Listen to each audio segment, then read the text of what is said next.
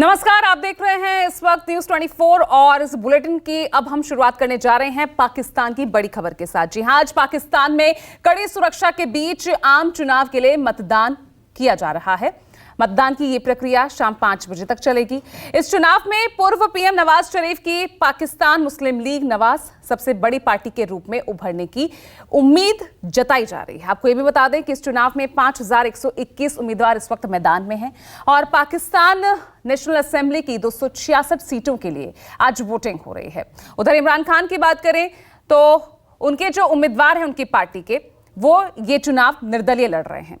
पाकिस्तान में मतदान शाम 5 बजे तक होगा और नतीजे भी आज रात तक ही आ सकते हैं, जिसकी आधिकारिक घोषणा 9 फरवरी को होगी।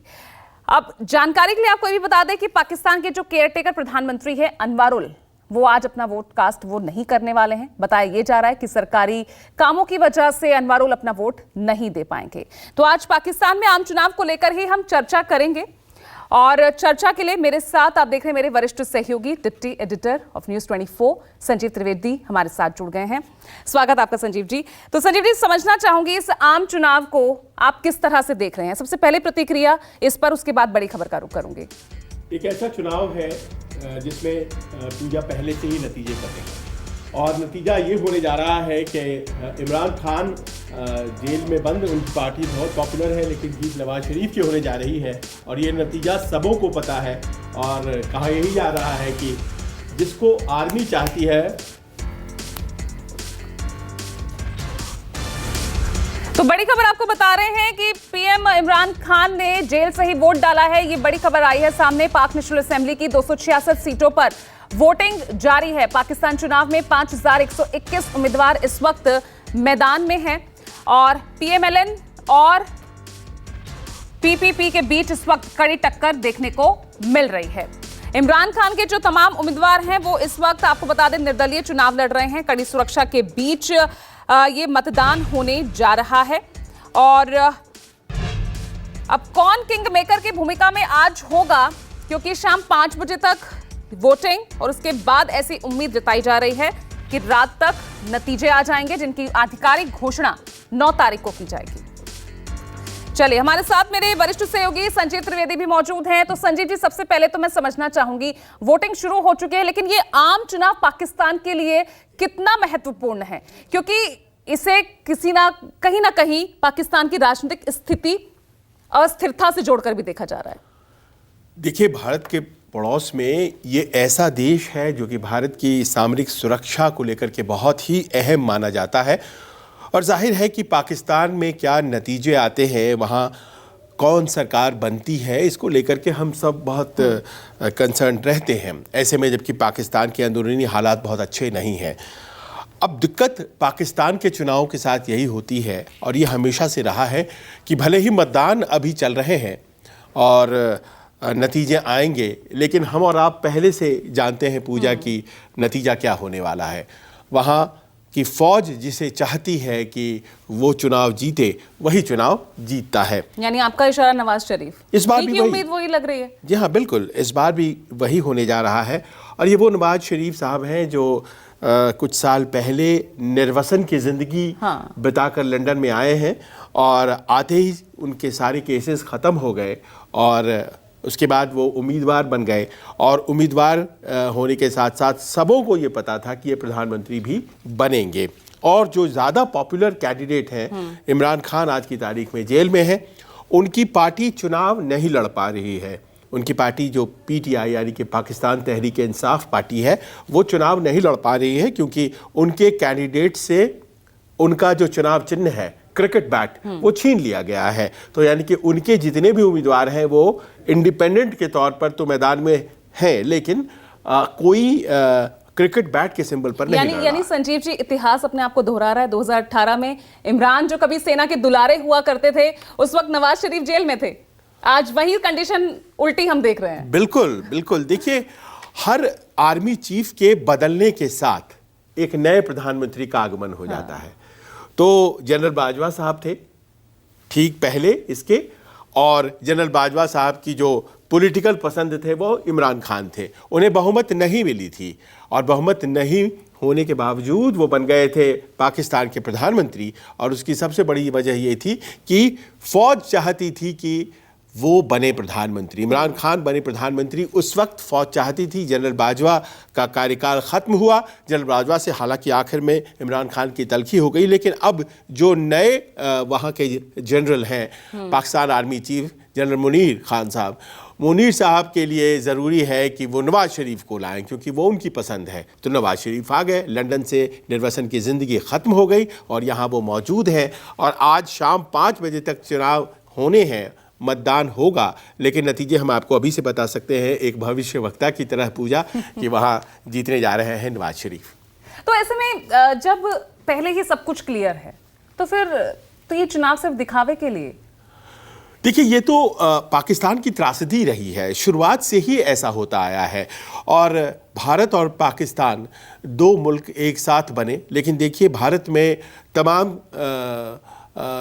7 दशकों के आपसी खींचतान जो राजनीतिक दलों का लोकतांत्रिक तरीके से होता है, उसका नतीजा ये है कि आज हमारे देश में लोकतंत्र जिंदा ही नहीं है बल्कि पूरी दुनिया में एक मिसाल की तरह है जो कॉपी किया जा सकता है दूसरे देशों के द्वारा। लेकिन पाकिस्तान में देखिए क्या हुआ, आज़ादी उनको मिली और उसके तुरंत बाद से जो फौजी हुकूमत है वो हावी होने लगी और वो सिलसिला लगातार पहले दशक से जो चला। तो आपको गत हिस्ट्री में तो आपको याद है परवेज़ मुशर्रफ साहब कैसे उन्होंने कारगिल के बाद सत्ता हथियाई इन्हीं नवाज़ शरीफ साहब से, और फिर वो रहे। उसके बाद फिर नवाज़ शरीफ साहब भाग गए और फिर इमरान खान साहब का आगमन होता है और फिर इमरान खान के बाद फिर से बड़ी खबर सामने आ रही है, इसका रुख कर लेते हैं। पूर्व पीएम इमरान खान ने जेल से ही वोट डाला है। पोस्टल बैलेट के जरिए इमरान ने वोट किया है। बड़ी खबर आपको बता रहे हैं इस वक्त। पूर्व मंत्रियों ने भी जेल से ही मतदान किया है। हालांकि बुशरा बीबी वो अपना वोट कास्ट नहीं करेंगी, ये बड़ी खबर सामने आ रही है। तो देखिए इमरान खान इस वक्त जेल में हैं और उन्होंने बैलेट पेपर के जरिए अपना वोट जेल से ही कास्ट किया है। और लगातार हमारे साथ मेरे वरिष्ठ सहयोगी संजीव त्रिवेदी बने हुए हैं। संजीव, 3 मुख्य खिलाड़ी बताए जा रहे हैं, हालांकि नतीजे सबके सामने हैं और पहले ही उसका अनुमान आपने भी लगा लिया है, भविष्यवाणी आपने कर दी है। लेकिन मैं समझना चाहूंगी फिर भी 3 पार्टियों को लेकर, बिलावल भुट्टो की पाकिस्तान पीपल्स पार्टी, दूसरे इमरान खान खुद हैं ही, हालांकि उनका चुनाव चिन्ह छीन लिया गया है और निर्दलीय के तौर पर ही उनके तमाम उम्मीदवार जो हैं मैदान में उतर रहे हैं। तो क्या इन दोनों के रहते हुए भी हम यही कहें कि मनमर्जी फौज की ही चलेगी और नवाज शरीफ का रास्ता आसान है इस चुनाव को जीतने का, या इन दोनों पार्टी, मैं अगर इमरान खान की बात कर लूं और मैं बिलावल भुट्टो की बात कर लूं, क्या इनकी पार्टी कोई किंग मेकर की भूमिका में भी नजर आ सकती है? ये वही होगा जो मंजूर फौज होगा। तो इसीलिए किसे कितनी सीटें आएंगी ये भी करीब करीब फौज के द्वारा तय किया जाएगा। लेकिन यहाँ स्ट्रक्चर क्या है वो समझना बहुत ज़रूरी है पूजा। देखिए पाकिस्तान में जो आज चुनाव हो रहे हैं तो वहाँ पर कि जो लोकसभा है ये उसके लिए चुनाव हो रहे हैं और वो वहाँ पर नेशनल असेंबली कहलाता है।